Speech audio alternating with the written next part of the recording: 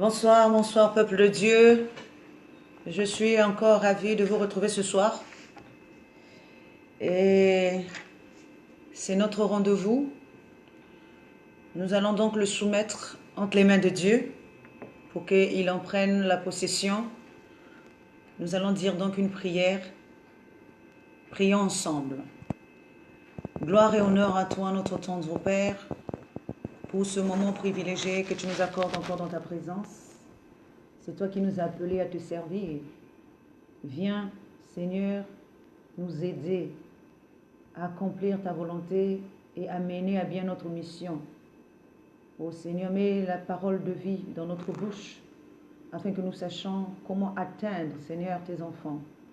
Gloire et honneur à toi, Papa, dans le nom de Jésus, j'ai ainsi demandé. Amen. Alors, comme convenu, nous nous retrouvons ce soir pour parler des choses célestes, les choses de notre Père qui est dans les cieux. Et donc, le thème de notre enseignement de ce soir est les noms et le nom. Donc, le thème, c'est les noms et le nom. Nous allons tirer notre enseignement du livre d'Ésaïe, le chapitre 4, le premier verset. Nous le lisons au nom de notre Seigneur Jésus-Christ. Alors, il nous est dit: les 7 femmes saisiront en ce jour un seul homme et diront: nous mangerons notre pain et nous nous vêtirons de nos habits. Fais-nous seulement porter ton nom, enlève notre opprobre. Je vais le relire pour une seconde fois et c'est là pour une bonne compréhension. Les 7 femmes saisiront en ce jour un seul homme et diront: nous mangerons notre pain, nous mangerons notre pain et nous nous vêtirons de nos habits, et fais-nous seulement porter ton nom. Alléluia. Alors, je vais parler de notre thème, le thème de cet enseignement qui est les noms et le nom. Alors donc nous allons comprendre au fur et à mesure c'est quoi les noms. Parce que nous sommes spirituels et donc nous parlerons des choses spirituelles. Nous n'allons pas expliquer ces choses dans le sens physique pour dire que ce sont genre des noms physiques. Donc, alors la première question que nous allons nous poser est: c'est quoi le nom?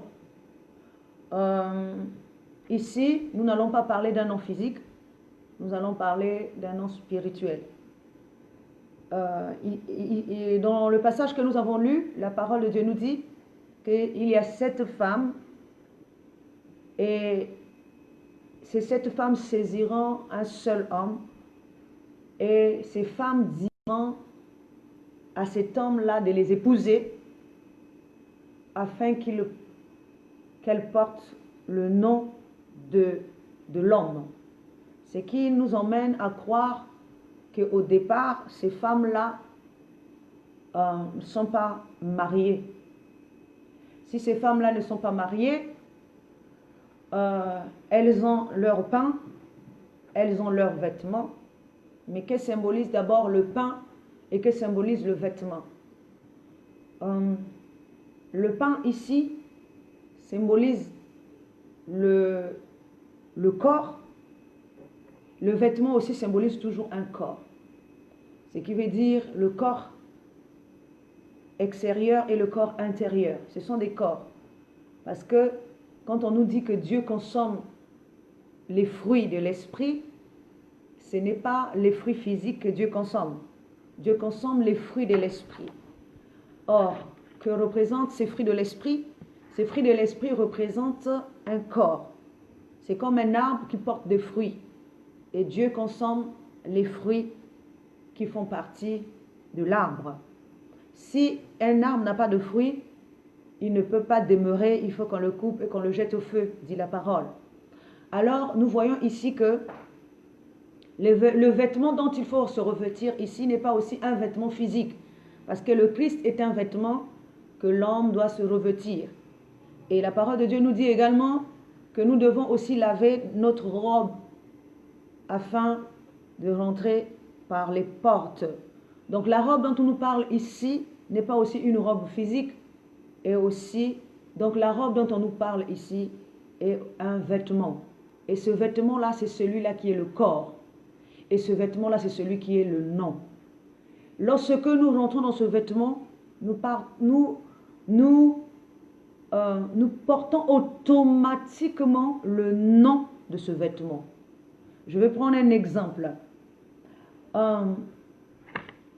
La parole de Dieu nous dit que Paul dit, ce n'est plus moi qui vis, mais c'est Christ qui vit en moi. Donc si ce n'est plus Paul qui vit, si c'est Christ qui vit en Paul, c'est que Paul n'existe plus. Celui qui existe, c'est maintenant le Christ. Donc le Christ, c'est lui qui est le nom. Or le Christ ici est non seulement un corps qu'il faut revêtir, mais aussi une nature qu'il faut revêtir. La nature divine. Le Christ est la nature divine. Donc le nom dont on nous parle ici, ce n'est pas un nom physique, et c'est plutôt un nom spirituel qui est une nature, la nature de Dieu. C'est pour ça que cette nature qui est un corps, depuis le départ, Jésus dit, à celui qui vaincra, je donnerai un caillou blanc sous lequel est écrit un nom nouveau. Or, ce n'est pas à n'importe qui qu'on donne le nom là, donc le nom de Christ. On ne le donne pas à n'importe qui, mais on le donne à celui qui vaincra. Comment on arrive à vaincre? À celui qui passera toutes les étapes, à celui qui affranchira tous les niveaux, à celui qui atteindra le niveau de la perfection, le niveau de Christ. Lorsque nous atteignons le niveau de Christ, nous revêtons Christ et nous devenons automatiquement un Christ. Christ est le nom à porter, le nom qui est caché sur le caillou blanc. Le caillou blanc, c'est le caillou blanc, c'est le corps. Donc nous devons consommer ce corps-là. C'est pour ça que Jésus dit, prenez, ceci est mon corps que je donne pour vous. Prenez, mangez, ceci est mon corps que je donne pour vous. Prenez, buvez, ceci est mon sang que je donne pour vous. Donc, le corps doit être accompagné d'une nature. Pour que ce corps-là soit parfait, il y a un corps et un nom qui va avec. Le nom, c'est la nature divine. Parce qu'on te détermine, on détermine une personne en fonction de sa nature. Lorsque nous rentrons dans l'image de Dieu, nous devenons automatiquement un Dieu. Nous devenons automatiquement un divin. Et la nature tout entière obéit à Dieu à cause de son image, à cause de sa ressemblance. La nature, lorsque nous sommes dans l'image de Dieu, nous avons le nom de Dieu. Nous n'avons pas un autre nom, nous avons le nom d'un Dieu, donc le nom de Dieu. Il n'y a pas besoin de nous donner un nom, Jean Blanche, Jean Falex, non. Ce n'est pas ce nom dont on nous parle ici. On nous parle de la nature de Dieu, on nous parle de l'image de Dieu. Lorsque nous rentrons dans l'image de Dieu, nous devenons automatiquement un Dieu. Et si nous sommes dans la nature de Dieu et que nous sommes devenus un Dieu, la nature nous reconnaît automatiquement comme Dieu. Parce que nous sommes dans la peau de Dieu. Nous sommes dans la nature de Dieu. Nous sommes dans l'image de Dieu. Dieu et la nature nous reconnaissent Dieu parce que nous sommes rentrés dans l'image de Dieu. Et il est dit que tout genou fléchira au nom de Jésus. Alors, tout genou fléchit à quel moment? Lorsque nous rentrons dans le nom de Christ. Lorsque nous portons le nom de Christ, comme c'est un nom qui a été élevé, lorsque nous devenons un Christ, ce nom, le Christ étant un corps élevé, la nature, donc tout genou, la nature fléchit devant ces noms-là. Parce que c'est la gloire de Dieu, c'est l'image de Dieu. rien, il n'y a rien dans l'esprit, dans le monde, qui soit plus grand que le Christ.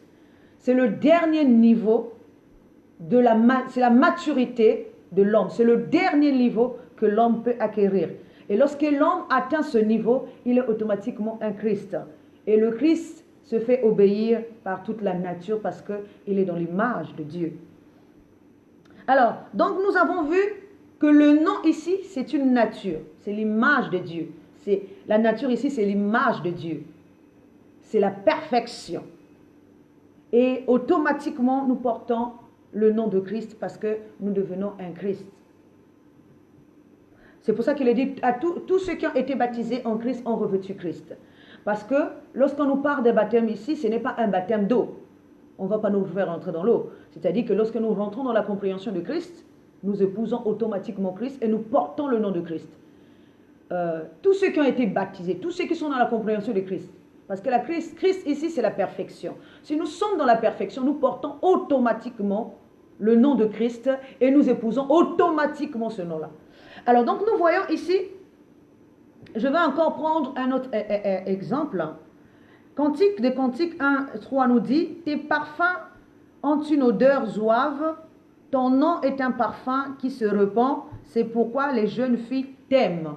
Donc, nous voyons ici, le nom dont on nous parle ici, ce n'est pas un nom dans le genre physique, bien qu'aujourd'hui nous portons plusieurs noms. Ce qui veut dire l'identité dont on nous parle ici n'est pas une identité physique. L'identité dont on nous parle ici, c'est une nature de notre appartenance. Tous ceux qui sont nés en Jésus deviennent les membres de ce corps-là. Prenons encore l'exemple des membres du corps de Christ. Lorsque nous naissons en Christ, lorsque nous sommes baptisés en Christ ou encore en Jésus, comme nous sommes membres de ce corps-là, donc nous sommes automatiquement Jésus. Nous sommes automatiquement Christ. Parce que, je prends un exemple, dans le sens physique.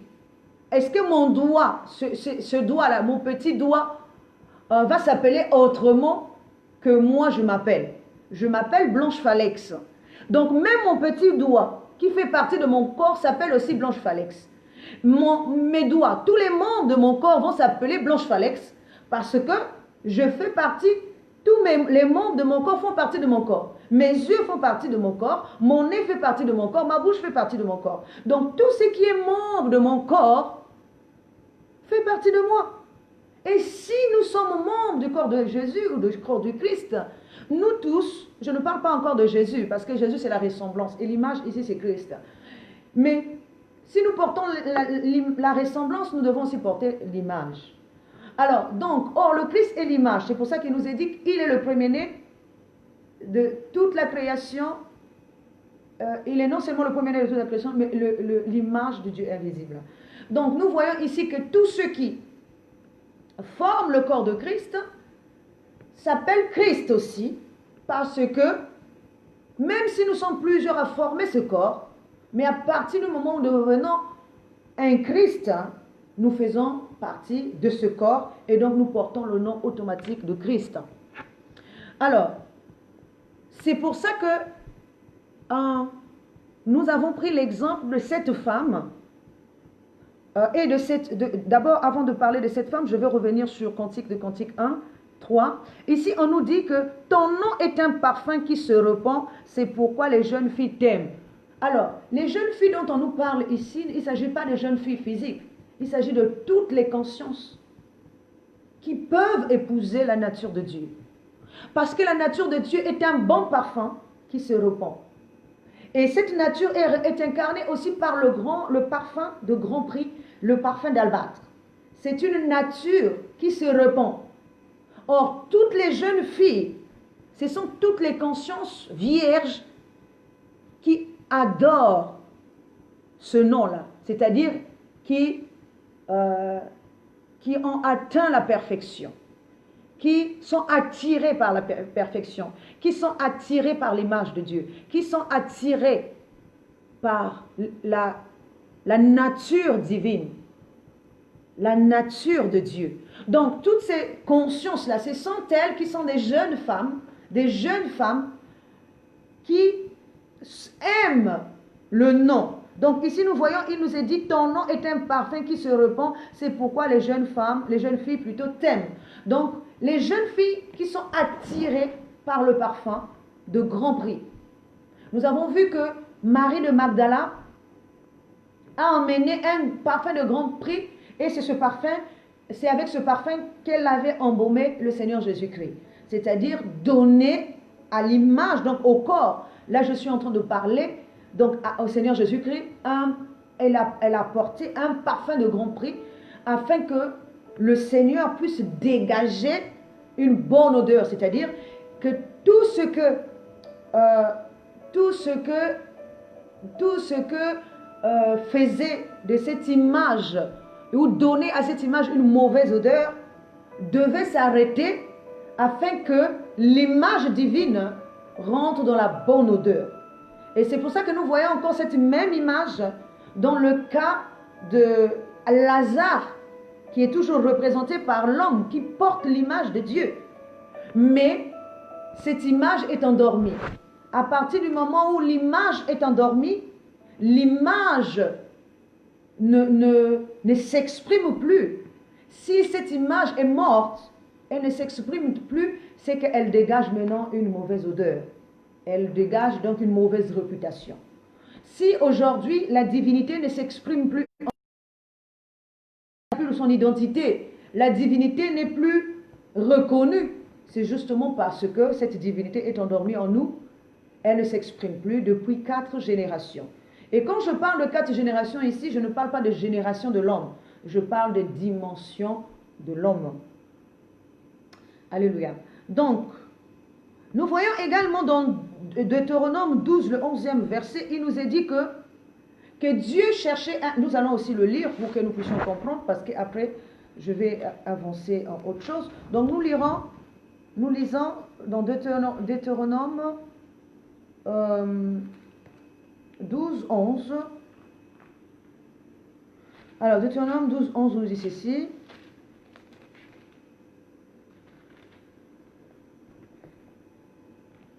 Alors il y aura un lieu que l'Éternel, votre Dieu, choisira pour y faire résider son nom.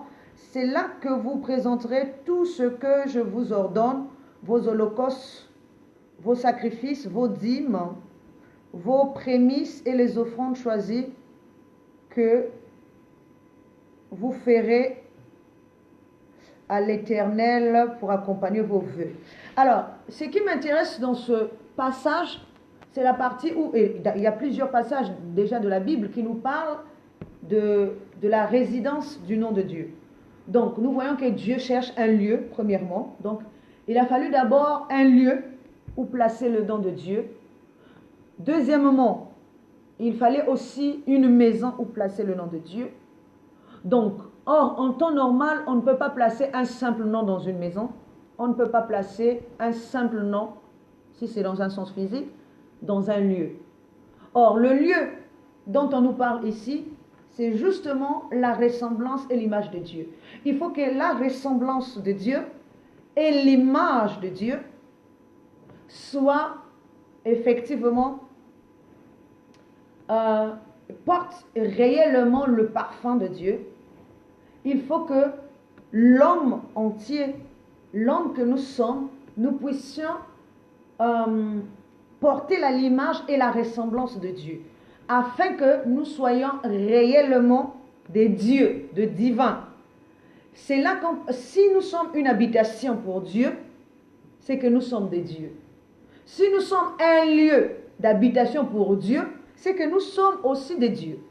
Donc, Dieu veut faire porter son nom, le nom de Dieu là, il veut le faire porter à un homme. Je ne parle pas d'un homme individuel, mais je suis en train de parler d'un homme collectif. Parce que lorsque Dieu a créé les cieux, l'homme et la femme, il les appelait du nom d'homme. Ça, je crois que c'est dans Genèse chapitre 5, le deuxième verset. Il est dit qu'après avoir formé l'homme et la femme, il les appelait du nom d'homme. Donc, en réalité, dans le monde, il n'y a pas de race de femme. Il n'y a que seulement la race de l'homme. Donc, l'homme que nous sommes, que nous soyons une femme ou un homme, nous sommes toujours un homme. Nous sommes toujours un homme. Alors, un homme avec un grand H. Mais cet homme-là doit porter la ressemblance est l'image de Dieu. Ce qui ressemble un peu à l'homme et la femme que nous sommes.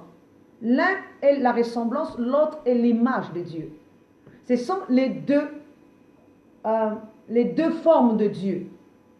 Donc l'un qui porte la ressemblance, donc l'homme, et l'une qui est donc la femme porte l'image de Dieu.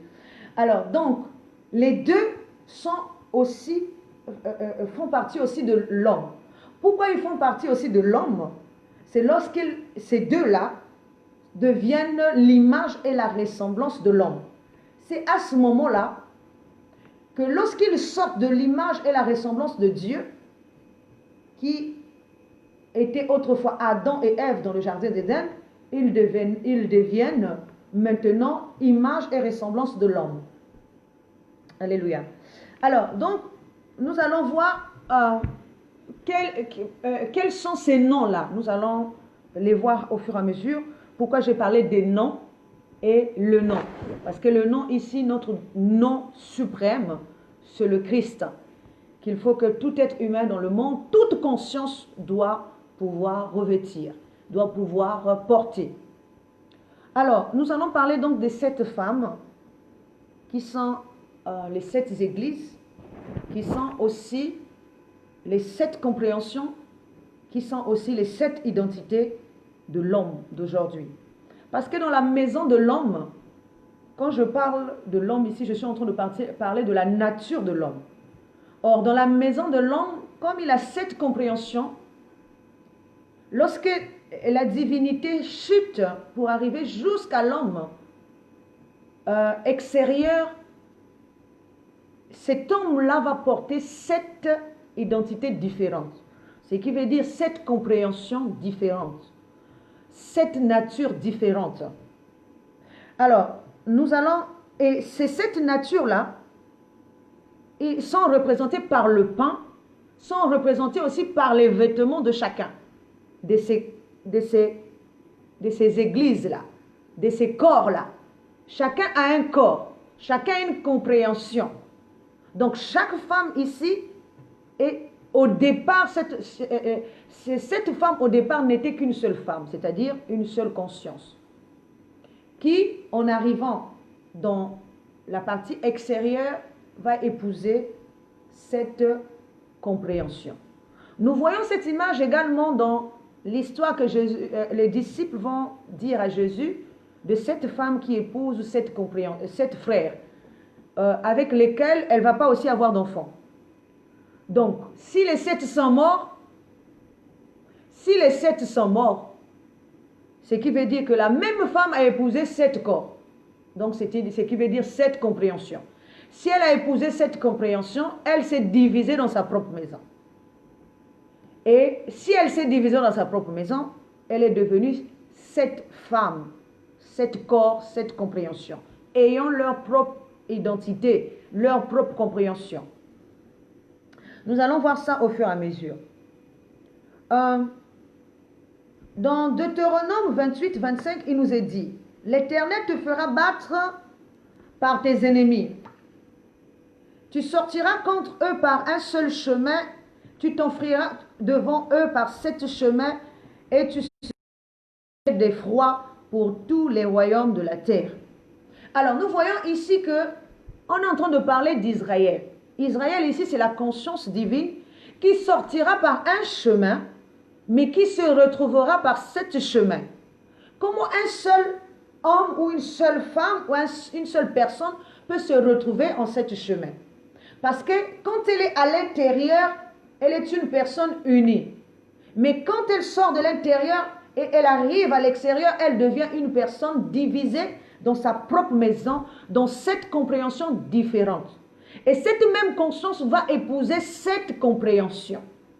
Donc Israël ici, c'est d'abord l'esprit de l'homme qui aujourd'hui ne regarde plus les choses intérieures, qui commence à regarder les choses extérieures.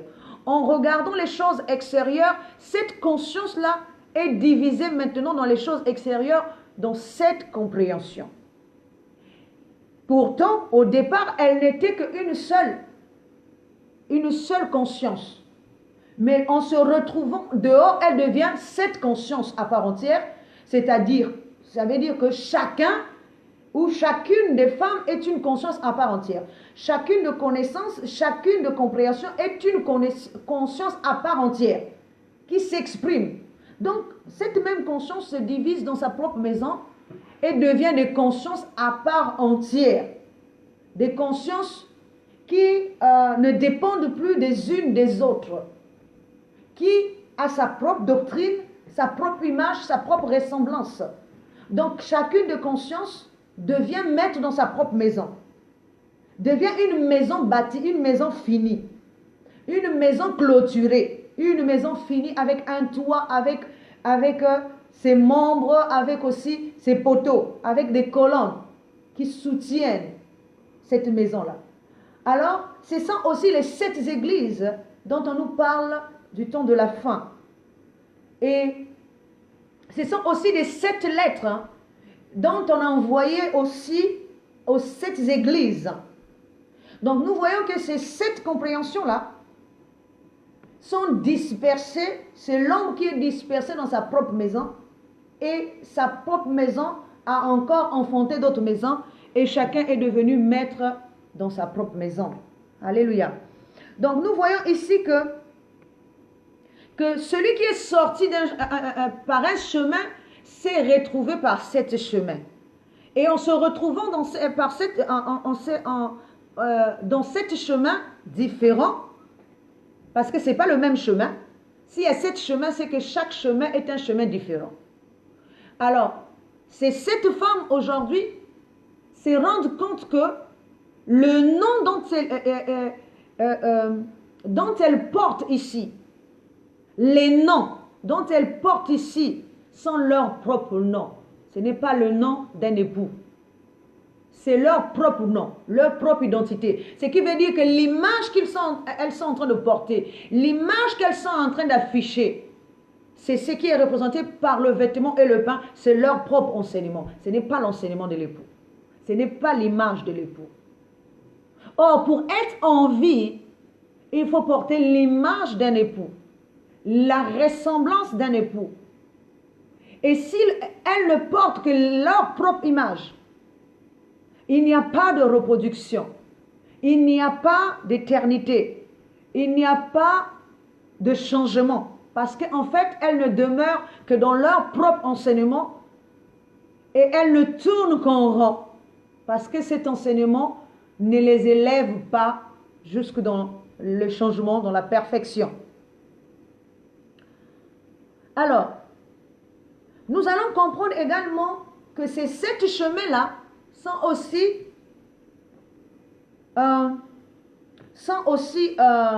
7 personnes dans la Bible. Sont aussi 7 alliances dans la Bible.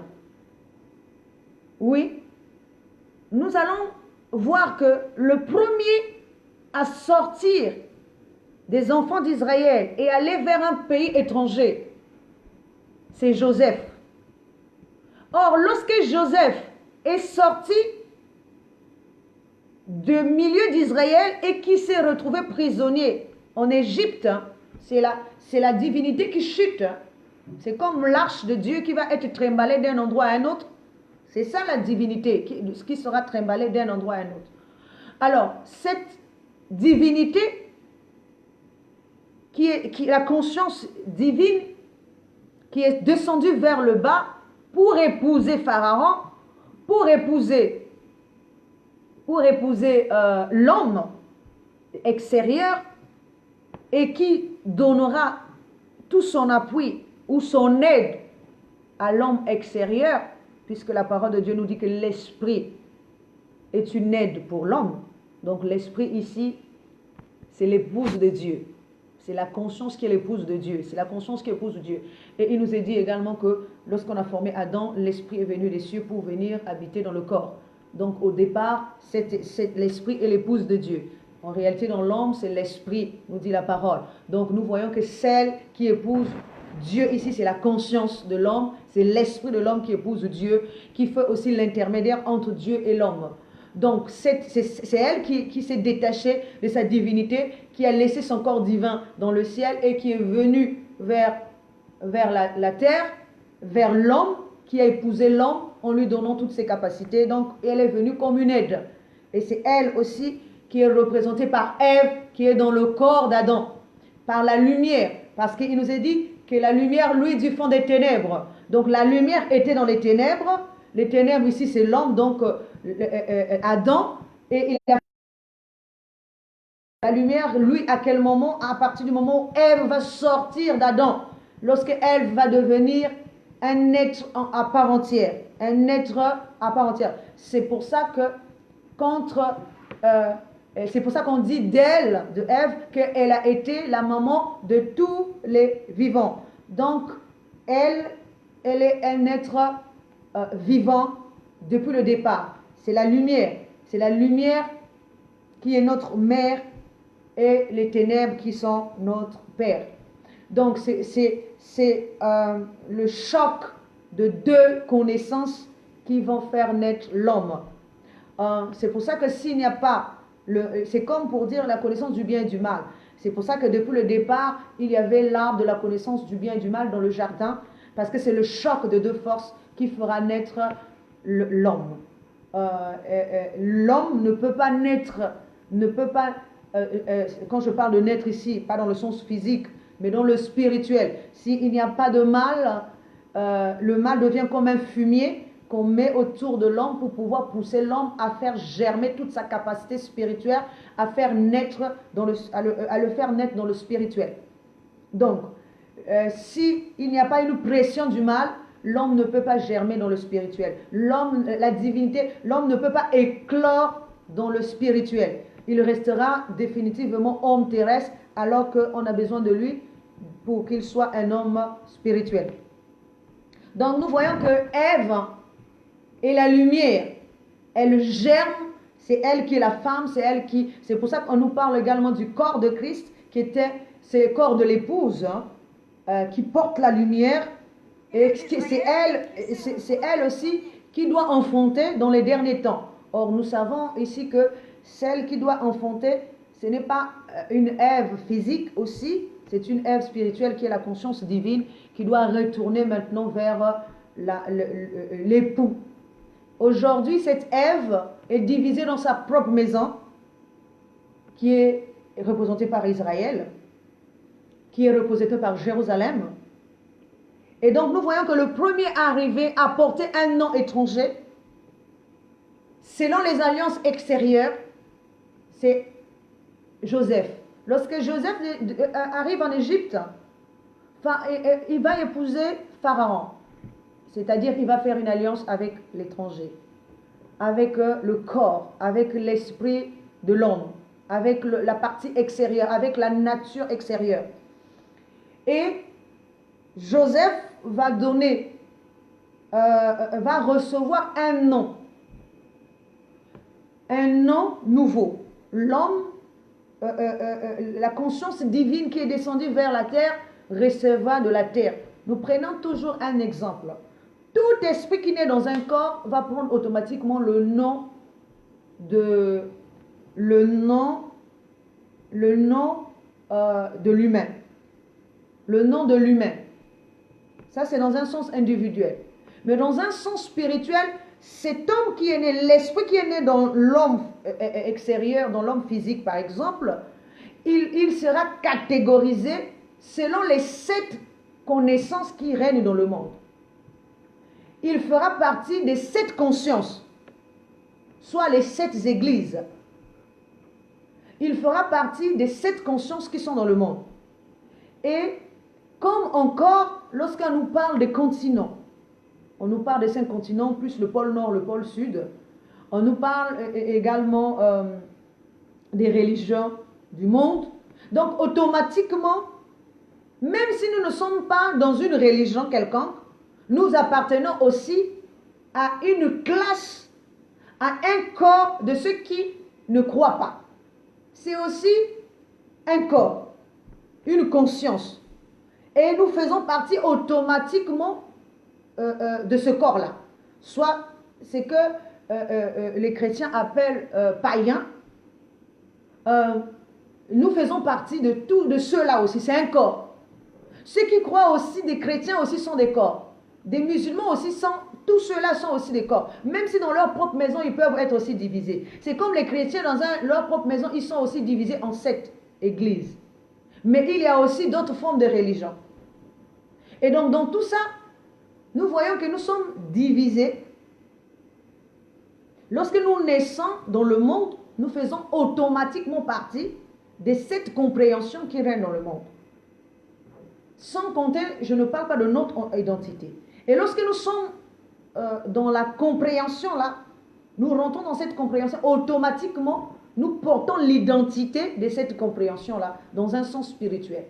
Même si physiquement, nous avons un nom propre à nous, individuel, mais dans le cadre spirituel, lorsque nous faisons partie d'un corps spirituel, nous appartenons à ce corps-là et nous portons le nom de ce corps-là.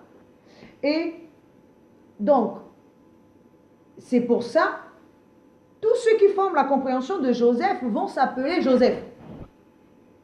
Et nous voyons qu'il est le premier arrivé en Égypte et à qui on a donné un nom étranger. Nous allons voir aussi par la suite que Moïse également recevra de sa mère égyptienne son nom Moïse. Parce que la parole de Dieu ne nous dit pas, la parole de Dieu nous dit que c'est lorsque la mère égyptienne de Moïse va recevoir Moïse, c'est elle qui donnera à Moïse le nom de Moïse. Le nom Moïse ne vient pas des Israéliens, mais le nom, ou des Juifs, le nom Moïse vient de l'Égypte. Donc nous voyons que Moïse également est la deuxième personne à porter le nom étranger. À partir du moment où nous rentrons, donc nous avons déjà donc la même conscience qui se divise déjà. Là, nous sommes déjà dans deux sortes de séparation. Donc nous rentrons dans la connaissance de Joseph, mais également nous rentrons dans la connaissance de Moïse. Nous voyons et également, nous sommes en train d'avancer, que Moïse porte le nom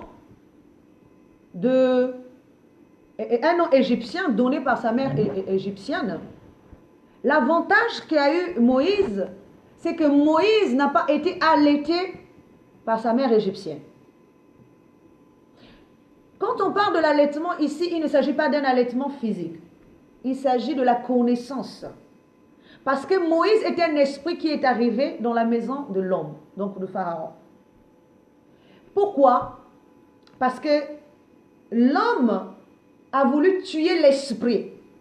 Et pour préserver l'esprit de Dieu, la conscience qui est sa mère l'a préservé, l'a mis dans un panier et l'a laissé dans les eaux du Nil, c'est-à-dire sur la connaissance de l'homme.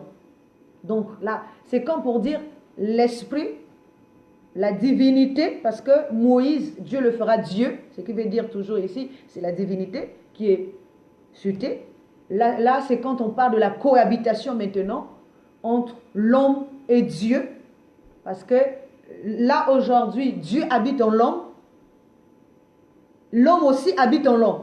Donc il y a une cohabitation entre le divin en nous et l'homme en nous. Mais à un moment donné, l'homme qui progresse en nous veut atteindre à tout prix, veut faire éteindre le divin en nous.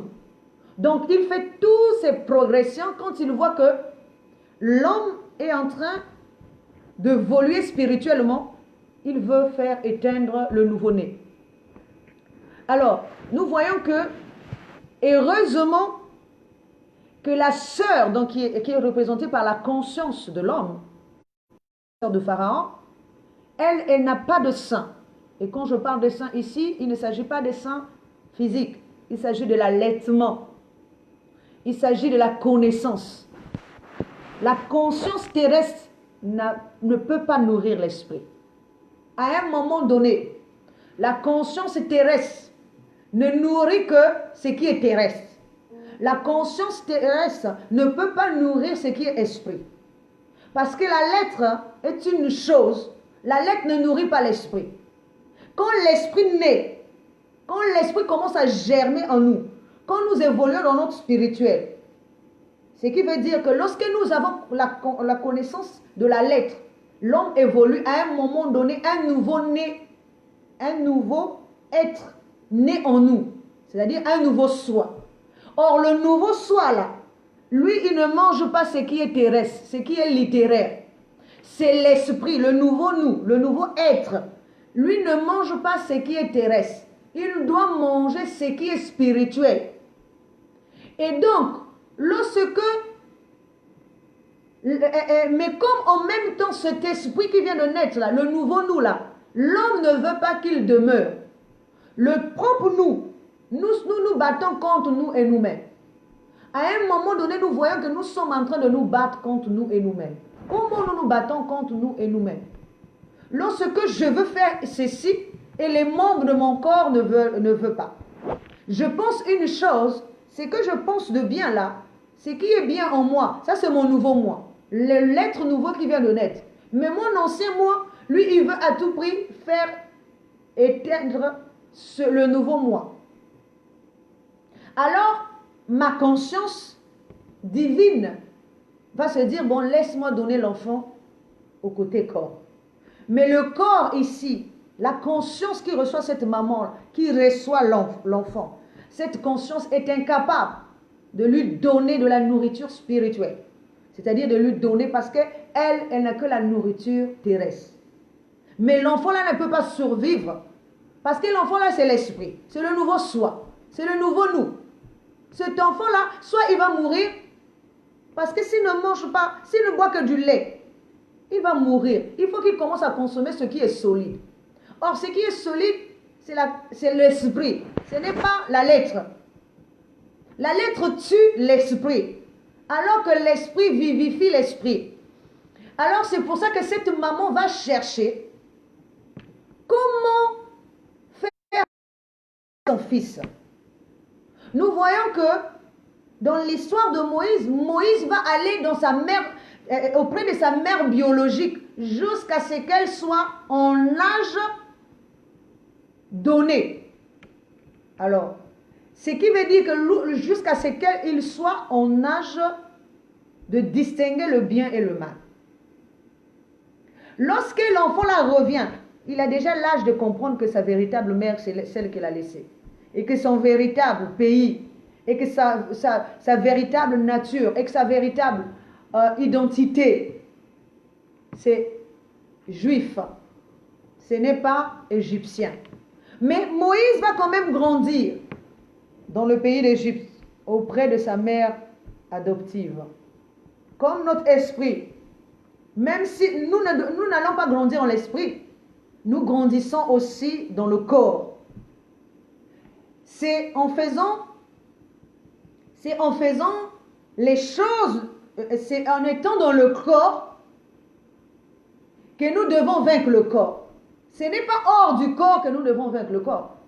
C'est comme souvent je dis aussi à mes enfants, on peut vaincre le mal qu'en étant dans le milieu du mal. Mais on ne peut pas être hors du mal pour vaincre le mal. Pourquoi je dis ça? Prenons un exemple. Pour beaucoup de gens, les gens se disent, bon moi, par exemple, au niveau du boulot, il y a des gens qui me détestent ou qui ceci ou cela, ou encore au niveau de la famille, au niveau de ceci. Donc je vais couper tous mes liens avec eux. Mais comment vas-tu grandir? On grandit que dans ce milieu-là. C'est en forgeant qu'on devient forgeron. C'est en étant dans le milieu du mal qu'on devient mieux que eux. Si on ne fait pas les choses pour être mieux, ce n'est pas fuir qui nous fera grandir. Mais au contraire, on doit être dans le milieu du mal, là où on nous fait du mal, et que nous puissions répondre par le bien. Jésus a affronté le mal tout en étant dans le corps qui périt, dans le corps qui passe. Même s'il y avait des moments où il devait se retirer, mais à chaque fois il revenait toujours. Même les disciples lui disaient, mais maître, c'est là-bas qu'on a voulu te faire périr. Mais il savait que c'était là-bas qu'il devait accomplir sa mission. Ce n'est pas hors du corps qu'on accomplit. Pour vaincre le corps, on ne va pas accomplir la mission hors du corps. Pour prendre possession d'un corps, c'est dans le corps également qu'on doit tout accomplir.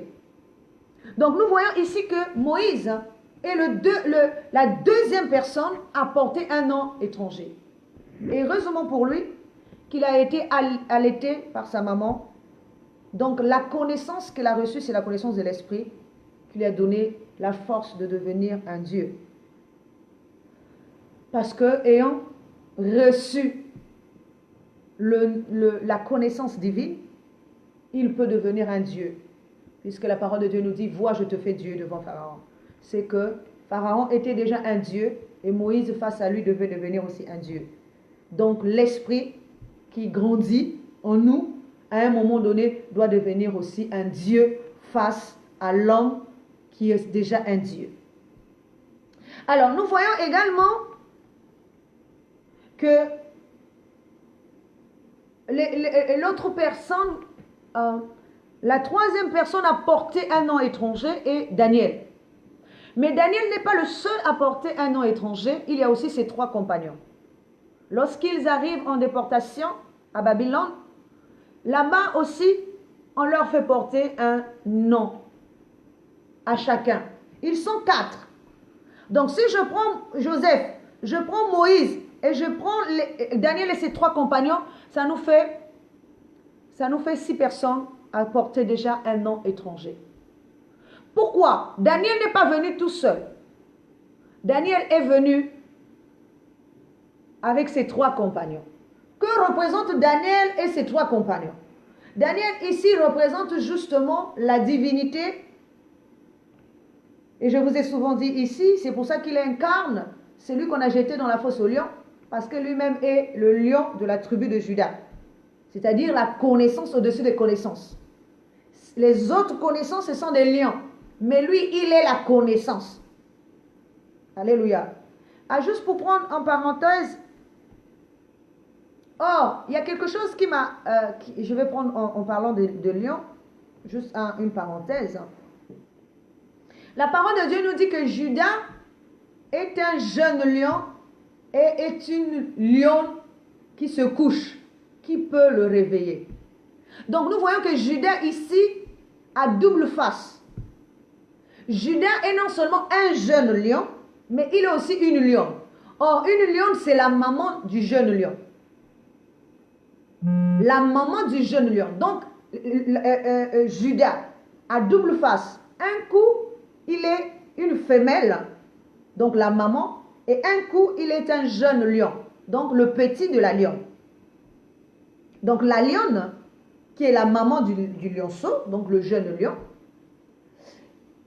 Et donc, un coup, c'est comme Dieu. Un coup, il est la conscience, donc le Père. Un coup, il est le Fils. Or, le Fils ici, c'est le corps, donc la manifestation, l'image. Alors que le Père ou la Mère, ici, c'est la conscience. Donc, c'est pour ça qu'il est représenté par les 2 formes, le lion et la lionne. Or, pour atteindre la lionne qui est endormie, représentée par le miel doux. Alléluia. Représentée par le miel doux, il faut d'abord déchirer le lion. On ne peut pas réveiller la lionne qui dort sans d'abord commencer par déchirer le lion ou le jeune lion. C'est pour ça qu'il est dit, celui qui m'a vu a vu le Père. Pour que tu trouves le Père, il faut que tu passes par le Fils. Il est dit, je suis le chemin, la vie, et la vérité et la vie.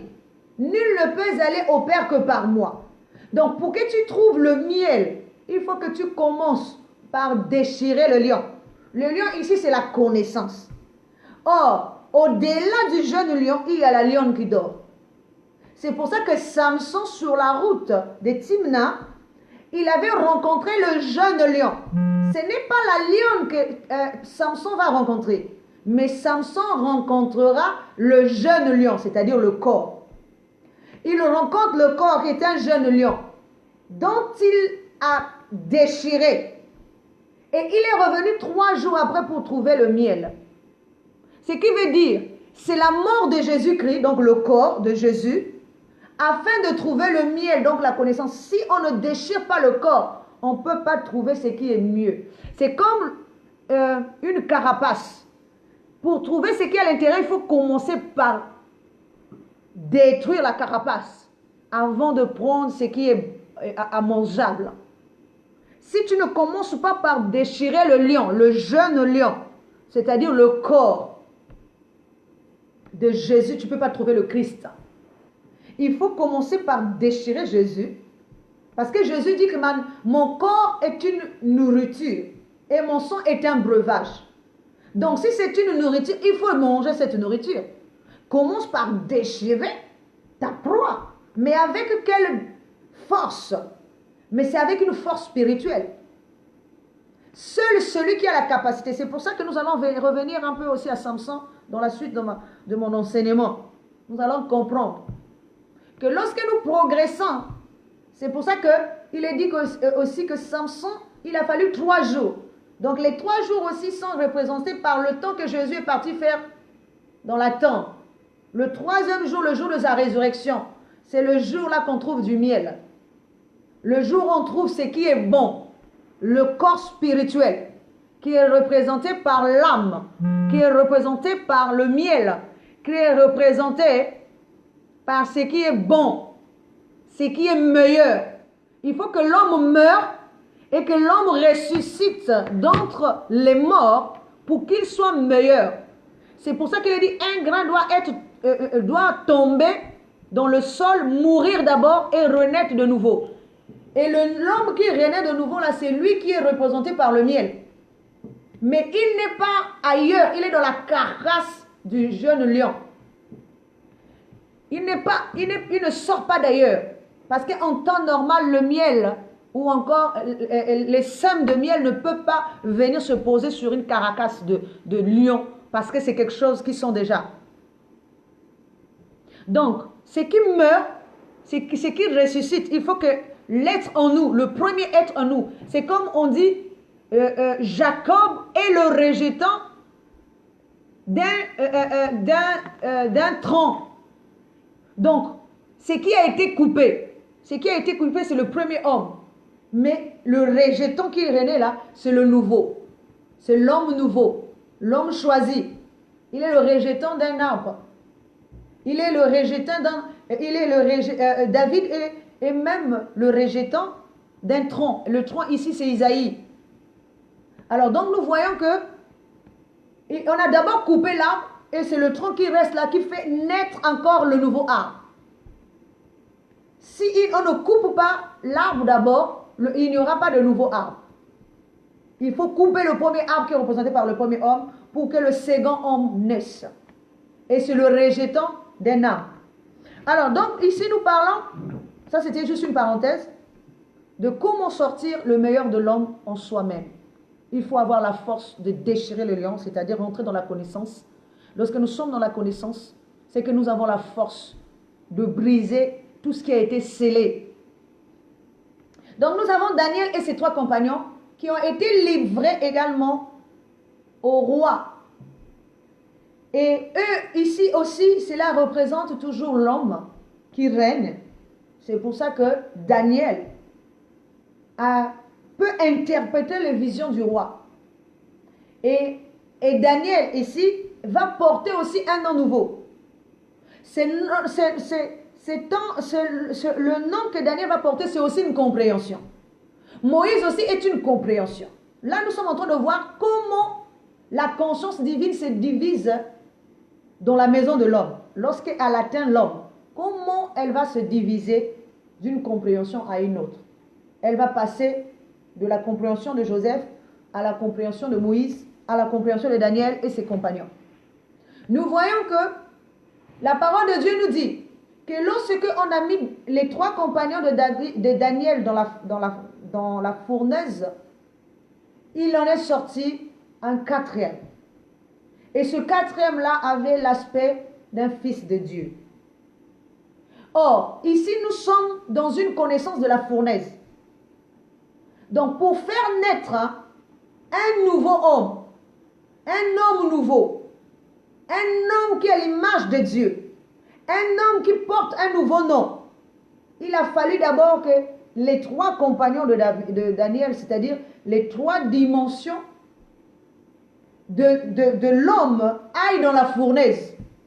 On ne parle pas d'ici d'une fournaise dans le sens physique, mais on parle ici d'une fournaise spirituelle qui est incarnée par les persécutions, les épreuves, qui sont incarnées. La fournaise est incarnée par les persécutions, par la fournaise, par le mal qui nous persécute. Donc le feu où on a mis l'esprit de l'homme qui est déjà divisé dans sa propre maison. Donc l'homme que nous sommes, ayant sa propre divinité, son âme, son esprit et son corps. Ce sont les 4 là. Mais les 3 ont été, sauf la divinité. Mais l'âme, l'esprit et le corps a été mis dans la fournaise. Pendant que la divinité elle-même refuse de se prosterner devant l'homme. Là, nous sommes dans une conscience.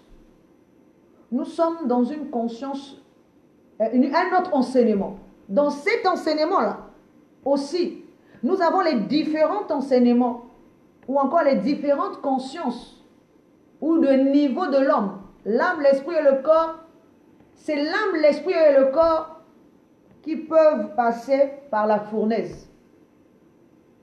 Mais la divinité qui est représentée par Daniel a son propre enseignement et son propre Dieu. Parce qu'elle est celle qui connaît ce qu'elle est. Parce que la divinité connaît ce qu'elle est. La divinité sait ce qu'il est. Elle sait ce qu'elle est. Alors que l'âme, l'esprit et le corps, ce sont ceux qui ont perdu conscience de leur propre divinité. Et c'est pour ça que dans cette compréhension, ils se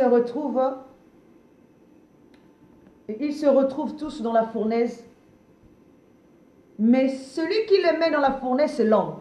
C'est l'homme, la nature de l'homme, la pression de l'homme, qui va les chauffer tellement de manière à ce qu'il puisse faire sortir un nouveau homme. Ce qui veut dire un nouveau corps pour avoir une nouvelle identité. Donc, à partir du moment où ils portent une autre image, parce que ce que le roi voulait ici, c'est qu'eux puissent porter l'image du roi. Se prosterner, ça veut dire porter le nom du roi. L'image du roi pour l'éternité. Alors que eux, ils travaillaient déjà dans le palais du roi. Ils avaient déjà porté le nom du roi. L'image, mais ils ne peuvent pas porter cela pour l'éternité. C'est comme nous, l'homme que nous sommes. Aujourd'hui, nous portons l'image de l'homme. Nous faisons tout ce que l'homme nous demande de faire. Nous travaillons pour le compte de l'homme. Mais la divinité en nous sait qu'elle ne peut pas se prosterner pour l'éternité devant l'homme. La divinité sait qu'elle est maître de son temps et son heure. Donc même si aujourd'hui la divinité en nous porte l'image de l'homme, porte la compréhension de l'homme, mais elle sait que ce n'est pas pour l'éternité, c'est pour un temps. Donc, c'est pour ça que nous passons donc par ces épreuves pour pouvoir faire naître une nouvelle identité, un nouveau nom.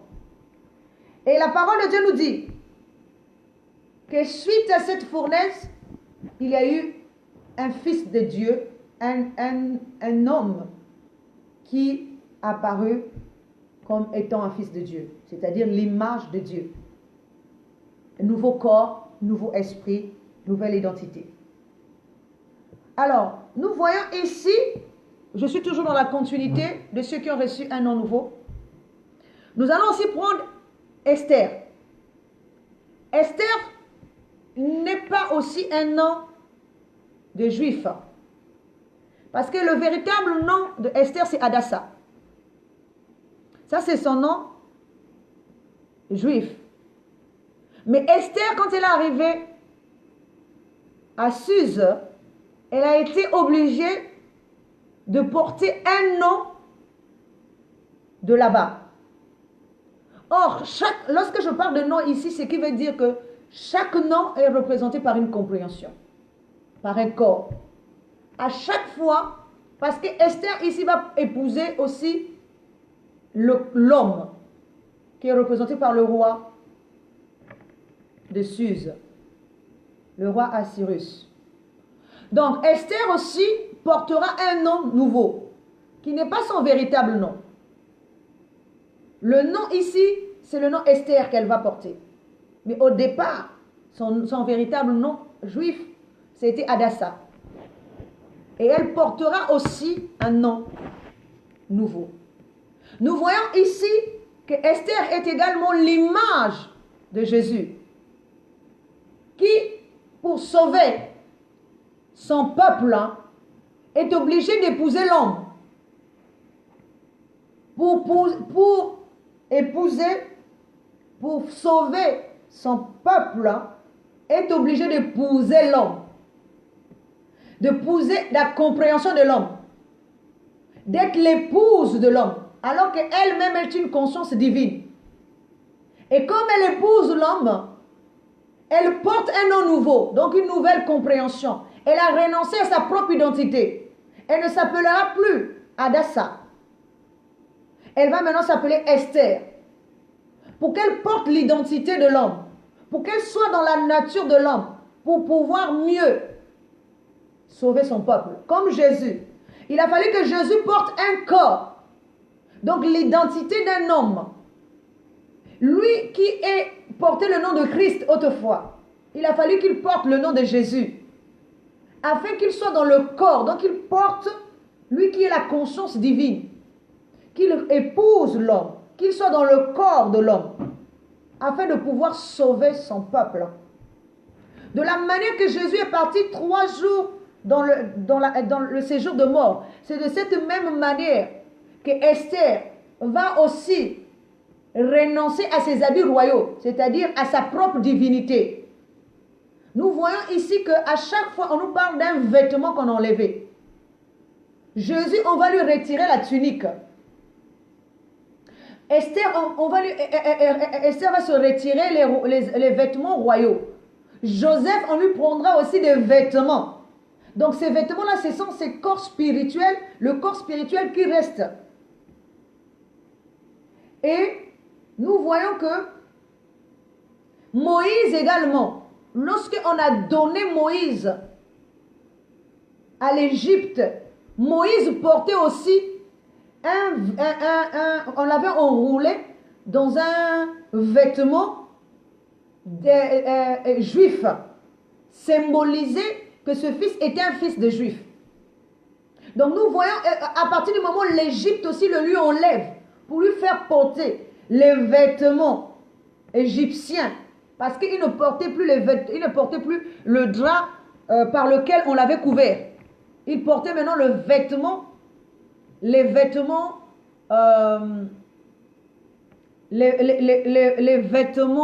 de l'Égypte. Ce qui veut dire qu'il est rentré dans le corps de l'homme, portant l'image de l'homme, l'identité de l'homme, la compréhension de l'homme, et elle devient épouse de l'homme. C'est-à-dire cette conscience divine va devenir épouse de l'homme. Épousons l'homme et devenons homme. Et cette conscience se divise dans la maison de l'homme en âges. Et chacune des églises, ce sont les âges de l'homme, ce sont les étapes de l'homme, les dimensions de l'homme.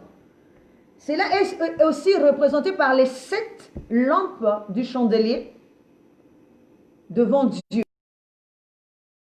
Et cet homme-là a cette compréhension. Donc Esther plutôt va devenir aussi celle qui doit sauver son peuple. Et pour sauver son peuple, elle doit aller dans le séjour de mort. Elle doit renaître et se remettre les habits royaux de la manière que Jésus a fait. Jésus a d'abord quitté son corps spirituel pour venir dans le corps de l'homme. Ensuite, épouser l'homme, aller dans le séjour de mort, c'est c'est maintenant le jeûne que Esther a fait, le jeûne de 3 jours, renaître de nouveau afin de remettre les habits royaux, c'est-à-dire le corps spirituel. Une fois qu'il a revêtu du corps spirituel, il peut maintenant sauver son... Parce qu'il doit maintenant aller vers le roi, se présenter devant le roi pour dire au roi que son peuple, qui est incarné par l'Esprit, ne doit pas périr. Alors, donc nous voyons ici que Esther est la 7e personne à porter un nom étranger. Et ces 7 personnes-là sont les 7 femmes qui aujourd'hui ne portent que leur propre nom. Or, ces 7 femmes doivent porter. Parce que les époux, ici, ce sont leur propre corps qu'ils ont épousé. Mais maintenant, il faut qu'elles épousent le corps spirituel, le corps de l'éternité. Seul le corps de l'éternité porte un nom éternel. Dieu dit, dans plusieurs passages, qu'il faut que nous puissions porter le nom éternel. Alors, donc nous avons parlé des 7 femmes, ou encore des 7 personnes qui portent un nom étranger, qui ont changé leur identité, qui sont passées du juif au nom étranger, le nom de juif au nom étranger. Donc c'est la transformation. Alors que dans la Bible, nous allons parler de 3 personnes qui ont reçu maintenant, dans le sens contraire, des noms divins, qui eux vont partir maintenant de l'étape de l'homme vers l'étape de la divinité. La parole de Dieu nous parlera de Abraham, qui autrefois s'appelait Abraham, et Dieu lui a dit que dorénavant tu t'appelleras plus Abraham, mais tu t'appelleras Abraham. Donc nous voyons que Dieu lui-même changera le nom d'Abraham à Abraham. Pourquoi? Parce que cette fois-ci, celui qui incarnait l'homme autrefois va maintenant partir de l'étape de l'homme pour arriver à l'étape de Dieu. Parce que les autres sont dans le sens de la pyramide renversée, c'est-à-dire qui atteignent la divinité de l'homme, alors que là nous sommes maintenant dans la pyramide à l'endroit, ce qui veut dire que l'homme qui va atteindre la divinité céleste. Donc nous avons Abraham et son épouse qui s'appelait Saraï. Dieu lui dit que ta femme ne s'appellera plus Saraï, mais s'appellera Sarah. Donc Dieu changera l'identité d'Abraham à Abraham et aussi de Saraï à Sarah. C'est ce qui veut dire que il lui change l'image. Donc il lui fait sortir de l'image de l'homme à l'image de Dieu. C'est pour ça que Dieu va dire à Abraham de quitter son père et sa mère, d'aller vers un pays nouveau qui lui donnera en possession. Parce que le pays nouveau que Dieu veut donner en possession à Abraham ici, c'est sa nature, c'est son corps spirituel, c'est sa nouvelle identité. C'est cette identité qui fera de lui un Dieu. Parce qu'un Dieu porte le nom de Dieu. Un Dieu, pour que tu sois admis, c'est l'image de Dieu qui est le passeport. C'est l'image de Dieu qui est ton identité. C'est l'image de Dieu qui est la clé pour rentrer dans le royaume. Si tu ne portes pas l'image de Dieu, il faut que tu sois fort pour porter l'image de Dieu, il faut que tu détruises d'abord le jeune lion. Et ensuite, tu portes l'image de Dieu. Parce que la lionne qui est endormie, là, il est dit qui la réveillera. Alors, donc nous voyons ici la deuxième personne à porter un nom nouveau. C'est Saraï qui deviendra Sarah. Et la troisième personne ici, c'est Jacob. Là, nous sommes dans les dimensions de la divinité maintenant. Et la conscience, ça, Jacob est la descendance d'Abraham. Abraham, d'ailleurs, la descendance non seulement d'Abraham, mais de Sarah également. Parce qu'il y a d'abord Abraham, Isaac et Jacob. Donc, ce sont les 3 dimensions de l'homme, de la divinité. Donc nous voyons ici que les trois a changé, que Dieu a changé de nom dans la progression vers la divinité. C'est Sarah et Jacob. Dans le cas de Jacob, nous savons également comment ça s'est produit. Jacob a volé la bénédiction de son père et est parti dans la patrie maternelle d'abord. Ensuite, c'est vers son retour vers la patrie paternelle que Jacob va rencontrer Dieu. Jacob se battra avec Dieu. Jacob sera vainqueur face à Dieu, ce qui n'est pas possible dans le sens physique, parce qu'un Dieu ne peut pas se battre avec un homme physique. Donc ça veut dire que c'est l'esprit qui se bat avec l'esprit, qui se bat avec sa propre divinité, jusqu'à ce que l'esprit reconnaisse que celui qui me combat est mon Dieu. Et tant que l'esprit est dans le flou, c'est qu'il n'a pas encore fait naître la lumière, c'est-à-dire sa conscience, la prise de conscience. Il faut que l'esprit en nous puisse faire naître une conscience. Vous savez, je vais vous dire une chose. Ça va être aussi une parenthèse. Est-ce que vous savez que l'homme physique que nous avons là, que nous sommes, hein, n'a pas comment je vais dire ça, n'a pas d'origine. C'est même ça le mot. N'a pas d'origine. Parce que le véritable homme en nous, c'est l'esprit. Et je vais vous expliquer ça pour que vous puissiez comprendre. Je sais que vous allez comprendre. L'homme physique n'a pas d'origine, n'a pas d'affiliation avec l'homme dont on nous parle dans la Bible. Aucune affiliation. Parce que la parole de Dieu nous dit que lorsque Dieu a créé l'homme et la femme, Adam et Ève dans le jardin, et il leur a demandé de se multiplier. Et d'être féconds et de se multiplier. Adam et Ève ont eu Caïn et Abel. Ensuite, Caïn a tué Abel, Caïn est resté seul. La parole de Dieu nous dit que Caïn, après, a connu sa femme et il a enfanté des fils.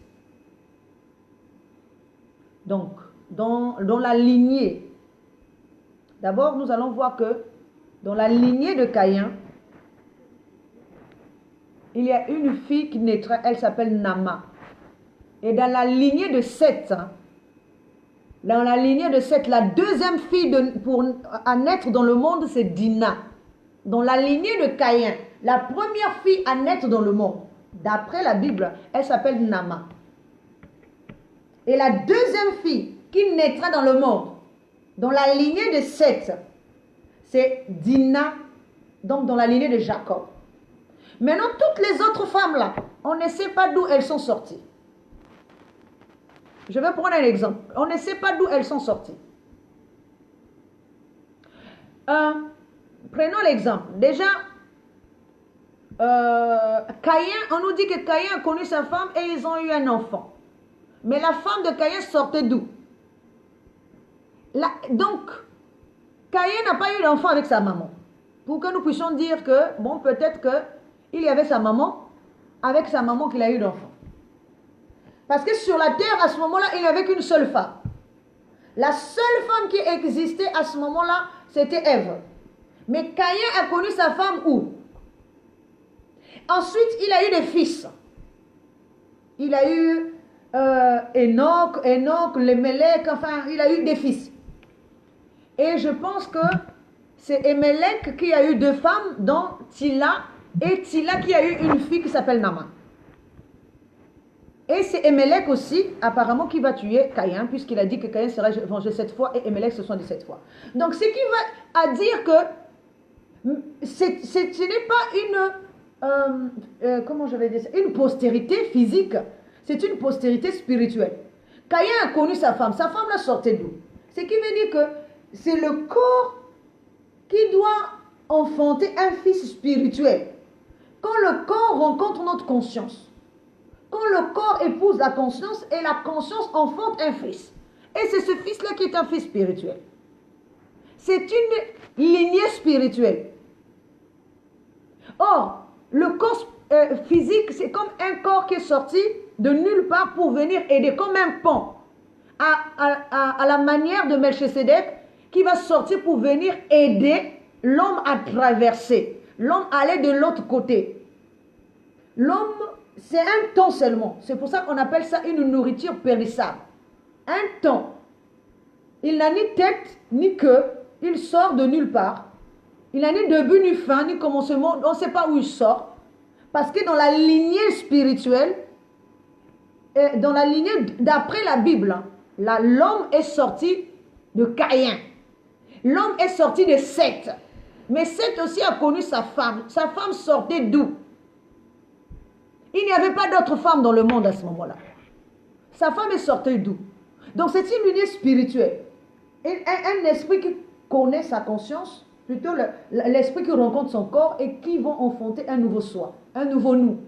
Et ainsi de suite. Jusqu'à la nouvelle génération de nous-mêmes. Notre progression en nous-mêmes jusqu'à ce que nous atteignions le nouveau homme. Donc ça c'est aussi une parenthèse. Jusqu'à ce que nous portons une identité éternelle. Une identité spirituelle, une identité du nouveau nous, nouveau soi. C'est à nous-mêmes de faire ces efforts-là. Personne, chacun de nous, nous sommes un État. Nous sommes un monde. Nous sommes une nation. Avec tout un peuple au-dedans de nous. Et nous progressons. Nous progressons au fur et à mesure pour atteindre le nouveau soi qui est représenté par le Christ. La stature parfaite. Donc nous voyons que la première femme, même Sarah, la Bible nous dit que Sarah, quand on parle d'Abraham, on nous parle de Noé, on nous dit que Noé avait sa femme, ils ont eu des enfants, et les enfants de Noé avaient sa femme et leurs femmes aussi. Mais ces femmes-là sortaient d'où? Ce qui veut dire ici que chaque être humain vient avec une conscience, et sa conscience, c'est son épouse. Et l'enfant dont on nous parle ici, c'est un enfant spirituel. Et même la postérité de la femme n'est pas un enfant physique. La postérité de la femme dont la Bible nous parle ici, la Bible nous parle d'une postérité de la femme, de Ève. Cette postérité était une postérité spirituelle. Parce que cet enfant doit naître de la conscience de l'homme. L'homme collectif, pas l'homme individuel. D'abord, si nous faisons naître, l'homme individuel fait naître un nouveau soi, nous tous, nous avons la même compréhension. Ça veut dire qu'à la fin, nous aurons un homme nouveau, un homme collectif. Un nouveau homme collectif qui sera uni dans sa propre maison, qui ne sera plus divisé dans sa propre maison. Et c'est celui-là qui est la postérité de la femme, qui peut écraser la tête du serpent. Mais ce même homme-là ne vient pas tout seul, hein. Mais le nouveau homme, parce que le premier homme, il n'est pas venu tout seul, il est venu accompagner. C'est pour ça qu'il est incarné par le bien et le mal. Il a toujours un frère. L'esprit et le corps. Le bien et le mal en nous. C'est pour ça que nous avons toujours le bien et le mal en nous. Bon, bref, c'était juste une parenthèse. Donc, nous sommes en train de parler des 5 églises. Donc, nous avons parlé de cette conscience qui sont sortis de la divinité et qui se sentent, qui ont épousé l'homme et qui sont devenus des consciences à part entière avec une identité différente. Je ne parle pas toujours d'une identité physique, je suis en train de parler de la conscience parce que ce qui fait notre identité, c'est la conscience. Ce qui fait l'identité de Jésus, c'est sa connaissance. C'est la connaissance que porte Jésus qui fait son identité. L'image que porte Jésus, l'image de l'amour fait son identité. Chaque connaissance que nous avons, c'est ça qui fait notre identité. C'est que nous portons, c'est ça qui fait notre identité, qui fait notre affiliation, qui fait notre parenté avec l'époux, avec la famille, avec la classe, avec l'ordre. Donc nous avons dit que ces 7 femmes-là sont aussi les 7 cheveux de Samson. Ce sont les 7 cheveux de Samson. Or, les 7 cheveux de Samson ici sont aussi ces 7 femmes-là qui se sont divisées. Or, au départ, les cheveux, c'est la connaissance. La connaissance qui est divisée dans sa propre maison devient 7 compréhensions, devient 7 connaissances. Ce sont les 7 tresses de Samson. Or, les 7 tresses de Samson ont été faits. Comment on fait une tresse? On fait une tresse avec 3, comment je vais dire ça? 3 lignées de cheveux. Donc, ce qui veut dire que chaque église a 3 lignées de connaissances aussi. Donc, chaque connaissance là, donc chaque compréhension, chaque église a aussi 3 corps, 3 dimensions. Et les 3 dimensions, il faut les natter. Corps, âme, esprit. Donc, chaque connaissance doit se natter toujours avec notre corps, âme et esprit. On doit natter les 3. La natte elle-même incarne la quatrième dimension. Mais avant, il faut 3 lignées. 3 lignées de cheveux. 3 rangées de cheveux pour natter. Et comment on natte les 3 cheveux? On fait les nœuds. Ça veut dire on va tisser, on va natter la chevelure nœud par nœud. Et il faut que les nœuds là, qu'il y ait 70 nœuds. Ce sont les disciples que Jésus a eu, que Moïse aussi va avoir. Les 70 nœuds. Ce sont les compréhensions. Donc, si tu veux connaître toute la compréhension de Dieu, commence par prendre une natte, dénouer nœud par nœud. Or, chaque tresse a 70 nœuds, qui sont les nombres de prophètes. Les nœuds, ce sont des corps qui portent cette connaissance. Les disciples de cette connaissance. C'est les mêmes corps qu'on va utiliser pour porter l'âme, l'esprit et le corps, pour porter l'enseignement là. Les 70, donc il y a 70 nœuds dans la chevelure, 70 nœuds dans la chevelure. Nous allons voir encore. La parole de Dieu nous dit que lorsque les enfants d'Israël sont descendus en Égypte, ils étaient 70. Ce sont les nœuds. 70, vous pourrez lire, hein, 70 personnes sont descendues en Égypte au temps de Jacob. Quand Joseph était parti, 70 personnes sont descendues en Égypte. Ce sont aussi les 70 palmiers qui sont à côté des 12 sources d'eau. Ce sont les 70 prophètes qui portent l'enseignement, les nœuds, chaque nœud. Tu ne peux pas passer à un autre nœud sans d'abord dénouer le premier nœud, sans d'abord briser la première, le premier sceau.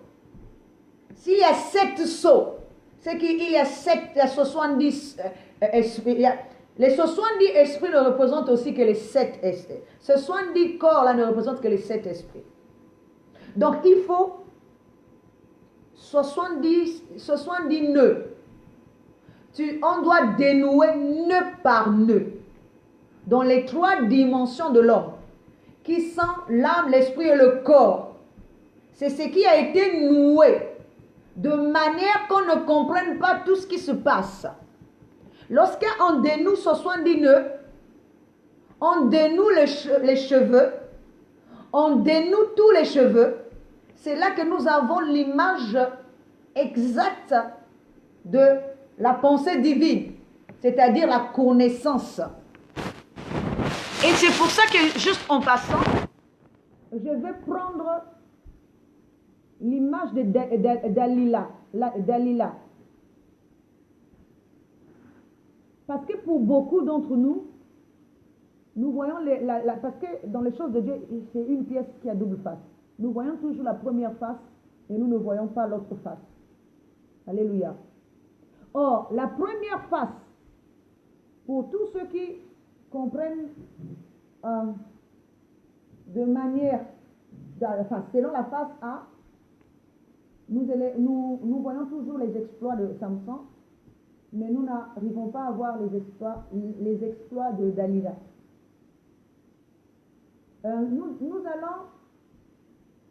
Nous allons lui rendre hommage à cette femme. Parce que cette femme-là, pour moi, elle est très forte. Parce que c'est cette femme-là qui va arriver à raser la tête de Samson. Or, si elle arrive à raser la tête de Samson, c'est qu'elle est arrivée à dompter Samson. Pour dompter Samson, qui porte toute la connaissance, nous voyons que les tresses, c'est sa connaissance.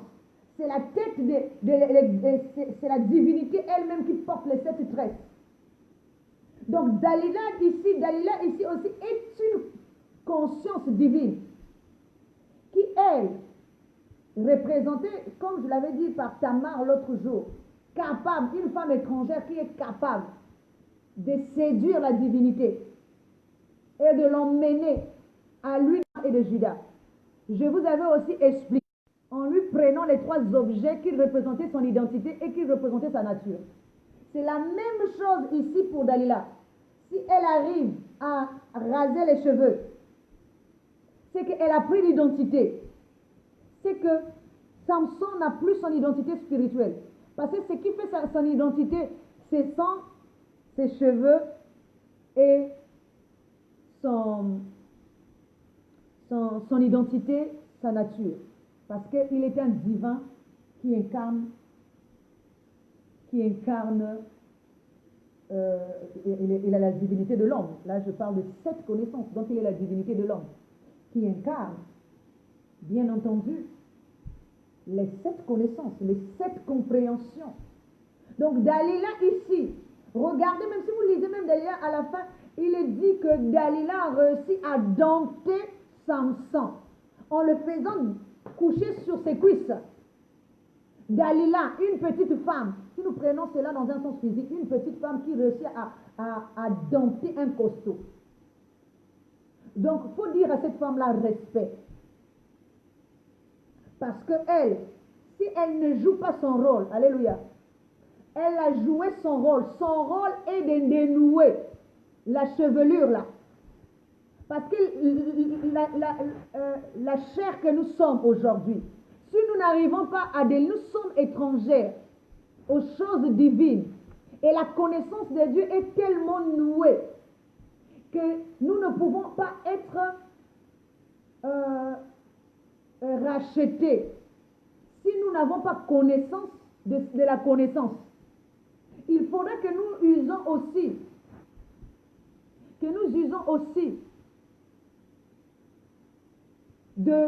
comme dans le cas de Tamar, quand elle est en survie, elle sait qu'elle va mourir si elle n'a pas d'héritier, si elle n'a pas de continuité, si elle n'a pas de connaissance, elle va mourir.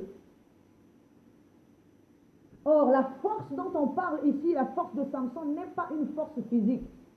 La force ici, c'est la force de la connaissance que lui, elle incarne dans sa chevelure. Les 7 églises. Or, déjà, quand nous sommes 7 églises, ce n'est pas bien. Il faut qu'il y ait une seule église, un seul nom, une seule compréhension, une seule identité. Nous ne pouvons pas porter plusieurs identités spirituelles. Nous avons un seul époux et nous portons une seule identité, l'identité de l'époux. Nous portons une seule image, l'image de l'époux. Il ne peut pas avoir 7 identités. S'il a cette identité et que chaque femme porte une nouvelle identité, c'est que chaque femme est mariée à plusieurs hommes. Parce que, donc les hommes dont les femmes ont épousé ici, ce sont leurs propres corps. Ces femmes-là ont épousé leur propre corps, c'est pour ça qu'il leur manque le nom de l'homme qu'il faut, le divin. Donc, nous sommes en train d'arriver à la fin. Cette femme-là, représentée par Dalila, pour moi, c'est celle qui est arrivée à dénouer. C'est la chair que nous sommes aujourd'hui. Lorsque nous progressons, nous devons voir que la divinité est une force, est un géant. Mais ces géants-là, il faudrait que comme De la manière que la divinité a aimé épouser les femmes étrangères, qui est la chair, c'est de cette même manière que la chair qui est condamnée à mourir va faire en sorte de délier les nœuds, c'est-à-dire les nœuds de la connaissance, afin qu'elle aussi le rentre dans la connaissance. Parce que si elle rase la chevelure de Samson, c'est elle qui détiendra également cette chevelure. Donc la connaissance. Alléluia. Donc, ces femmes sont aussi des alliances. Parce que là, nous sommes en train d'arriver à la fin. Je parlais des tresses, de Samson, j'ai parlé des églises, j'ai parlé des sept chandeliers. Et donc, nous allons parler aussi des alliances que Dieu a faites.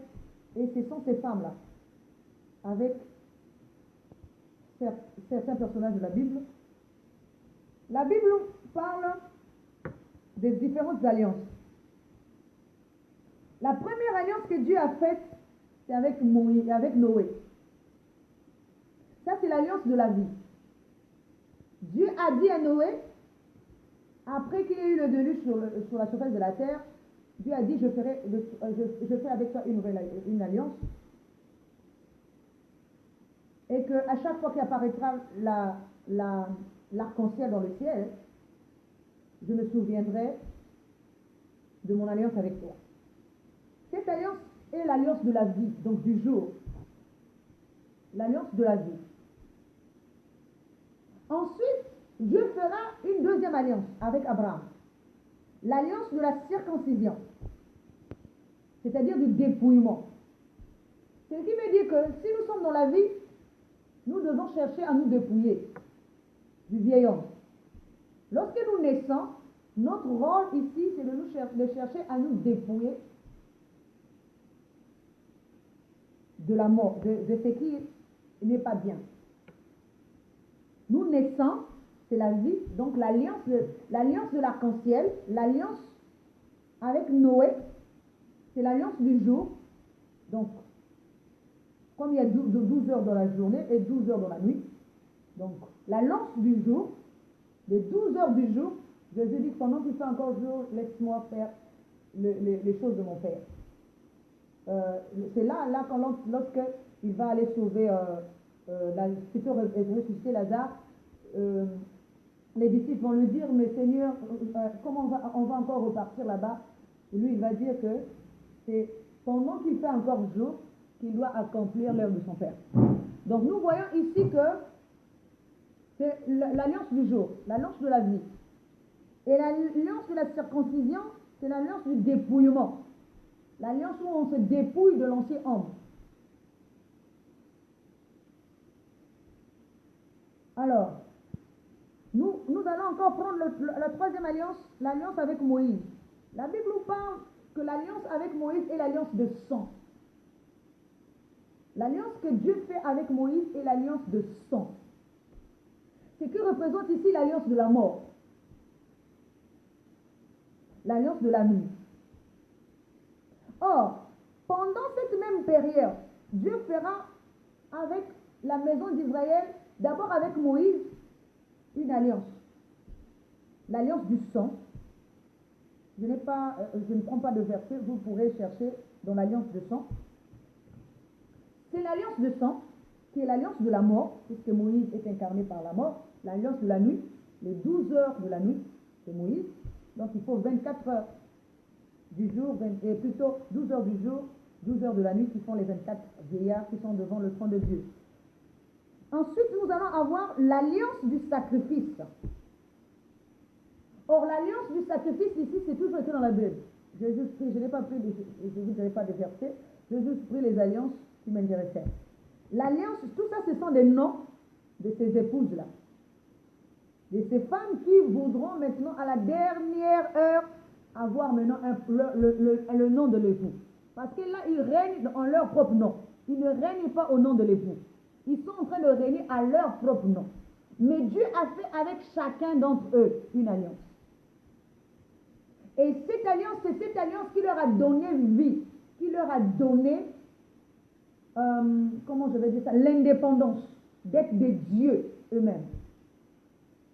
être des dieux eux-mêmes, des consciences à part entière, des consciences divines à part entière. En leur propre nom, ils sont devenus, en ayant des alliances avec Dieu, ils sont devenus des dieux. Donc l'alliance de Moïse, c'est l'alliance de sang. C'est pour ça que même la femme de Moïse, lorsqu'elle va couper le prépuce de l'enfant et qu'elle va jeter au pied de son mari, elle dira, tu es pour moi un époux de sang. Parce que l'alliance de Moïse avec Dieu était une alliance de sang, de sang. Et sa femme qui est sa conscience le sait, que l'alliance que Moïse a avec son époux, qui est Dieu, est une alliance de sang. Et elle qui est la conscience au milieu entre le corps et la divinité, c'est elle qui peut arranger les choses. Donc l'alliance du sacrifice ici, c'est l'alliance avec Aaron, le sacerdoce. L'alliance du service, l'alliance du sacrifice, l'alliance où on offre à Dieu un corps. Ça aussi c'est une alliance. C'est aussi un enseignement. Parce que l'alliance du service, l'alliance du sacrifice ici, il y a 2 sacrifices à offrir à Dieu. Il y a même 3 sacrifices à offrir à Dieu. Il y a la victime d'expiation et il y a l'holocauste, c'est-à-dire l'offrande. L'offrande est une chose. L'expiation aussi est une chose et il y a aussi le service du parfum. Ce qui veut dire que dans les 3 dimensions, nous devons sacrifier un. Il y a un côté de nous qui doit mourir. Il y a un côté de nous qui portera un parfum de bonne odeur. Et il y a un côté de nous qui doit être offert comme une offrande de bonne odeur. Donc le sacrifice ici, c'est pour tuer le vieil homme en nous. Ça c'est selon le corps. Selon l'esprit, c'est le corps, c'est l'esprit qu'on donne, qu'on offre à Dieu comme corps. Donc le sacrifice d'expiation, c'est le corps qui meurt. Il faut qu'il ait un corps qui meurt, c'est le sacrifice d'expiation. Le sacrifice agréable, c'est le corps qu'on offre à Dieu comme habitation. Comme Jésus est un corps qu'on a offert à Dieu comme habitation. Mais il a fallu d'abord aussi que Jésus soit embaumé de parfum. Donc aussi un sacrifice, le service de parfum, un sacrifice de bonne odeur. Il faut que nous puissions porter, ça c'est dans la divinité, porter une bonne odeur. Donc ce sont les 3 services qui est fait dans la maison de Dieu. Et ça aussi c'est une connaissance. Et cette connaissance est donnée à Aaron qui est sacrificateur. C'est une alliance du sacrifice. Il y a aussi l'alliance de l'arche de Dieu. Parce que non seulement il y a le tabernacle, il y a le tabernacle, la tente d'assignation, mais il y a aussi l'arche. Or, nous savons que le tabernacle a 3 niveaux. C'est ce que je dis ici, le parvis, le lieu saint et le lieu très saint. Mais il y a aussi l'arche de Dieu, qui est la 4e dimension, qui est aussi une alliance. Donc, la 4e dimension, là aussi, est un corps. Parce que la tente d'assignation ou le tabernacle est aussi ce sont les dimensions de l'homme. Le corps, l'esprit et l'âme, l'être extérieur, intérieur et l'être suprême. Donc, tout ça là, c'est en nous. Ce sont des alliances. Et l'arche là aussi est une alliance. C'est pour ça que nous voyons que l'arche là marchait au milieu d'Israël. Partout les enfants d'Israël partaient, l'arche était au milieu d'eux. C'est comme pour dire l'Esprit de Dieu est là. L'Esprit de Dieu marche au-dedans de nous. Partout où nous nous déplaçons, il y a l'arche de Dieu qui est la divinité en nous, qui se déplace aussi avec nous. L'arche là aussi est l'arche de l'alliance. Aussi est une alliance que Dieu a fait avec Israël. L'arche de l'alliance. Ça, c'est l'arche que Dieu fait avec Israël, avec le corps maintenant. Donc Dieu, pendant cette période, va faire une alliance avec Moïse, avec Aaron, donc les sacrificateurs, et va faire aussi une alliance avec la maison d'Israël. L'arche, l'alliance est avec la maison d'Israël. L'alliance de la mort ici, c'est avec Moïse. L'alliance du sacrifice, c'est avec Aaron et tous les Lévites. Et l'alliance de l'arche, c'est avec la maison d'Israël. Donc nous voyons ici que ça c'est notre 5e alliance. La 6e alliance, c'est l'alliance de la souveraineté avec David. Nous sommes en train de compter les alliances. Nous avons la circoncision, donc le dépouillement. C'est les mêmes choses. Nous avons la vie, nous avons la mort, nous avons le service.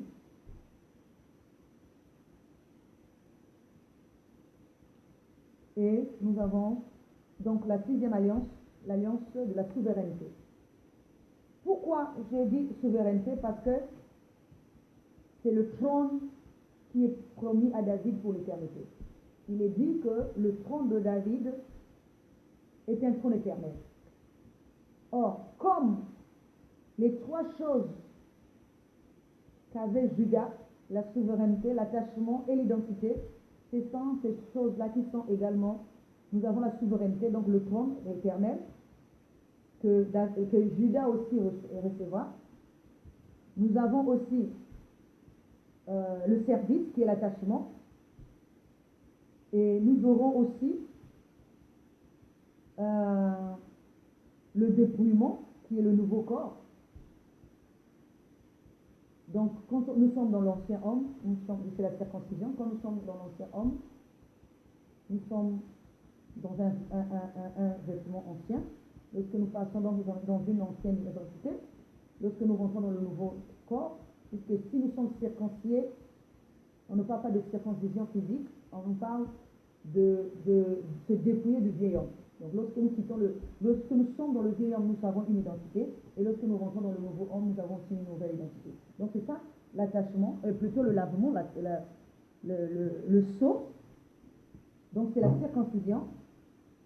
Tout ça, ce sont des alliances de l'Ancien Testament, qui en réalité n'est qu'une alliance, tout ça, puisque après on parle de tout ça comme la première alliance, et on parlera de la seconde alliance. Dans la seconde alliance, c'est Jésus-Christ. Il nous a dit que c'est l'alliance, l'alliance de Jésus, c'est la nouvelle alliance, c'est l'alliance par excellence, l'alliance excellente. Donc nous voyons que je parlais de l'alliance de l'arche avec les enfants d'Israël, et l'alliance de Jésus, c'est l'alliance de nouvelle alliance. Or, l'alliance de Jésus ici, c'est l'alliance, nous allons rentrer, ce sont les 7 alliances dont je parlais. Or, chaque alliance est une entité. Chaque alliance, c'est un corps qui a épousé Dieu, une conscience qui a épousé Dieu, pour recevoir de Dieu une connaissance particulière. Et ce sont ces connaissances-là qui ont fait de ce corps-là des divins, ou encore des dieux indépendants, ou encore des entités indépendantes, des entités à part entière, avec une connaissance précise à part entière. Donc l'homme s'est divisé dans sa propre maison en ayant des connaissances différentes et en faisant des alliances avec eux. Donc nous voyons ici que si la première alliance avait été bonne, il n'y aurait pas eu question de la changer. Donc la première alliance est divisée dans sa propre maison, alors que la seconde alliance est une seule alliance. C'est une alliance nouvelle. Alléluia. Donc ici nous voyons que ces femmes-là qui vont tenir maintenant l'homme pour dire non, épouse-nous pour nous donner ton nom. Ce sont ces alliances-là. Noé, Abraham, Moïse, Aaron, David, Israël, qui est représenté par le corps. Ensuite Jésus, qui vont chercher à épouser le Christ. Tous, à un moment donné, vont se rendre compte que leur alliance n'était pas la bonne alliance. Il faut maintenant rentrer dans la divinité, dans le Christ. Quand je parle ici de la 7e alliance de Jésus, je ne parle pas du Christ, parce que Jésus est un corps. Et le Christ, c'est l'esprit, c'est la divinité en nous. Et donc, lorsque nous sommes dans le Christ, ce qui veut dire que nous sommes une nouvelle créature. L'alliance nouvelle est l'alliance par excellence, parce que nous atteignons d'abord en Jésus, nous atteignons l'homme parfait. C'est ce qui nous est dit, nous devons atteindre la l'unité de la foi, la connaissance du Fils, l'homme fait, l'état d'homme fait, et ensuite la stature parfaite de Christ. Donc, s'il n'y a pas l'unité de la foi ici, c'est quoi? C'est qu'il faut que toutes ces alliances-là comprennent que ils ne peuvent pas être séparés dans leur propre maison et qu'ils doivent avoir une seule et même compréhension. C'est ça l'unité de la foi. Ils doivent être une seule et même compréhension. Et leur compréhension va définir qui ils sont. Leur compréhension va faire d'eux maintenant celles qui sont en train de chercher maintenant à épouser un seul homme. Donc ils se retirent d'eux-mêmes, ou elles se retirent d'elles-mêmes pour pouvoir chercher à épouser un seul homme. Et le seul homme ici, c'est le Christ. De la manière que Jésus épouse le Christ, c'est de cette même manière, Jésus ici, le corps épouse le Christ, c'est de cette même manière que les autres alliances aussi doivent épouser le Christ. Ce sont des alliances.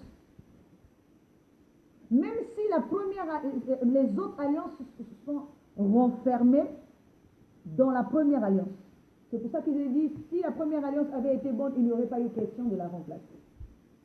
Or, en réalité, dans la Bible, il n'y a pas qu'une seule alliance, une seule première alliance. Il y a eu plusieurs alliances, de diverses manières. Donc, toutes ces alliances-là ne font partie que du premier homme, et la deuxième alliance fait partie du deuxième homme. Et c'est pour ça que c'est cette femme, cette compréhension, cet état d'esprit, cette dimension, cette connaissance doivent porter un seul nom, une seule image, une seule compréhension, une seule nature, pour être maintenant unis dans la maison de Dieu, portant un seul et même nom, une seule et même identité, étant le Christ dans la maison de Dieu. Que la parole de Dieu trouve place en nous. Pour ce soir, soyez bénis. Que Dieu vous bénisse chez vous. Et nous allons nous retrouver prochainement. Je vais dire une prière de clôture. Gloire et honneur à toi pour cet enseignement. Continue à nous aider à croître, Seigneur, pour que nous puissions nous étendre jusqu'à atteindre la stature parfaite de notre époux. Gloire et honneur à toi pour tout dans le nom de Jésus. Amen.